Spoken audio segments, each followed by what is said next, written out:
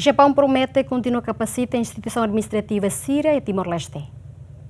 Japaun hatulo na fating kompromisso at kontinua fo apoio liu halo kapasitação ba instituisaun administrativa sira e Timor-Leste. Assunto ne hatu si vice-ministra parlamentar ba negócio estrangeiro Japaun hafain halau encontro ha primeiro-ministro Kairala Sanana Guzmão e a Palácio Governo.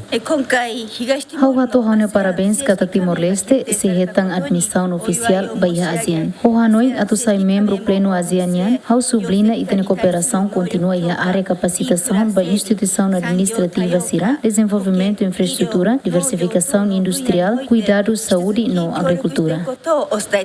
Visita dahulu ikuina aqui kunian mai Timor-Leste no foi hetan oportunidade hodi hasoro primeiro-ministro Sanana Guzmão e NB consegue troca opinião com ba oinsa esforço hamuto atuari momento ba hametin relação bilateral. Niamos reconhece que Timor-Leste nebe localiza iha rota marítima importante liga Oceano Índico no Oceano Pacífico, hodi ne importância aumenta iha comunidade internacional sira. Japão iha intenção atual progresso nebe metin hodi apoia desenvolvimento recurso humano ba futuro Timor-Lestenian. Aderto Simenes, Bem-vinda Simenes, GMN.